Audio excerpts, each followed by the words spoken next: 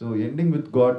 So షణ్ముఖుడు మీద end అవ్వడం, బిగినింగ్ కూడా దాని మీద ఉండడం. సో తప్పకుండా అందరికీ నచ్చుతుందని నమ్మకం ఉందండి. Thank you. అంటే రీ రిలీజ్ అనేది బాగా ట్రెండ్ అవుతుంది ఈ మధ్యన. Re release movies. సో మీది ఎక్కువగా అందరు అమ్మాయిలకి బాగా ఇష్టమైన మూవీ ప్రేమ కావాలి. సో రీ రిలీజ్ అయ్యే అవకాశం ఉందా? మొన్న అయిందండి. సో మంచి రెస్పాన్స్ వచ్చింది. రీసెంట్గా లాస్ట్ ఇప్పుడు గుర్తు 2-3 months బ్యాక్ అయింది. దానికి మంచి రెస్పాన్స్ వచ్చింది. మళ్ళీ February 14th రిలీజ్ చేయమని అడిగారు, వ్యాలంటైన్స్ డే రోజు. వద్దులేండి, అప్పుడే మళ్ళీ నార్మల్ ఫిల్మ్ నా చేసిన మూవీస్ రిలీజ్ చేసుకుంటాను అనుకున్నాను. సో రీ రిలీజ్ అనేది but it's a trend and people are coming and enjoying. That's a good thing అండి. Thank you. డైరెక్టర్ గారు, సో షణ్ముఖ అనే టైటిల్ చాలా ఇంట్రెస్టింగ్ అనిపిస్తుంది. అండ్ ఇట్లాంటి కంటెంట్ పాన్ ఇండియా వైజ్ కూడా చేస్తున్నారు చాలామంది, like Karthikeya, like national wide కూడా మంచి అప్రిషియేషన్ అయితే వచ్చింది. సో తెలుగుకు మాత్రమే రిస్ట్రిక్ట్ చేశారా అండ్ వేరే దానికి లాంగ్వేజెస్లో కూడా రిలీజ్ చేయాలని ప్లాన్ చేశారు?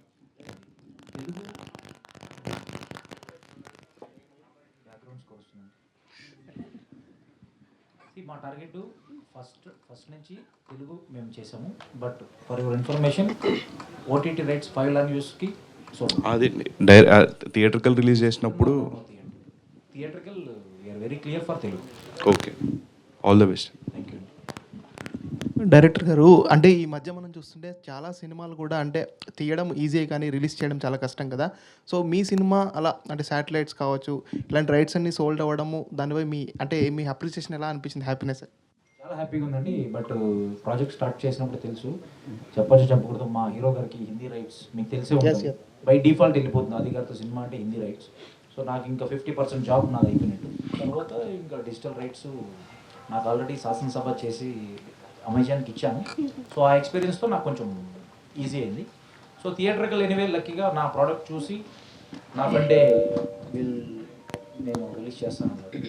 So more over easy task. So end of the day I feel కొంచెం లక్ కూడా ఉండాలి. సో ఆ లక్ నాకు ఉంది అనుకుంటాను. అదే అండి, ఎందుకంటే సినిమా తీసిన తర్వాత మనకి ప్రొడక్షన్లో మనకు ఆ మనీ వస్తే నెక్స్ట్ సినిమా తీయాలనే ఒక ఇంట్రెస్ట్ ఉంటుంది కదా. సో ఈ సినిమాకి మీకు ఎలా అనిపించింది? అంటే నెక్స్ట్ ఇంకా రెడీ, స్క్రిప్ట్స్ కూడా రెడీ ఉన్నాయా?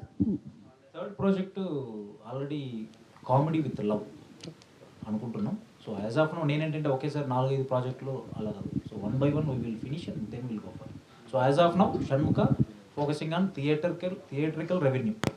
So as a producer point of view, director point of view, my job is done. So waiting for the result. All the best. Avika Gaur. So whenever you came to Hyderabad, you will talk about Akkineni Nagarjuna garu. Whenever. So why that much relation? It's gratitude. It is just the acknowledgement that I have for the chance that he gave me in Uyala Champala. And I must say that when we shot for Uyala Champala, he was not a part of it. He became a part of it after he saw the film, and then he was the presenter. And that's when I realized that he believed in me. The film could have released in a very small circle, less theaters, but he made it big.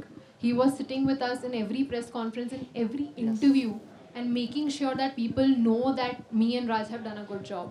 So that level of support, if you get from somebody, you cannot forget. Director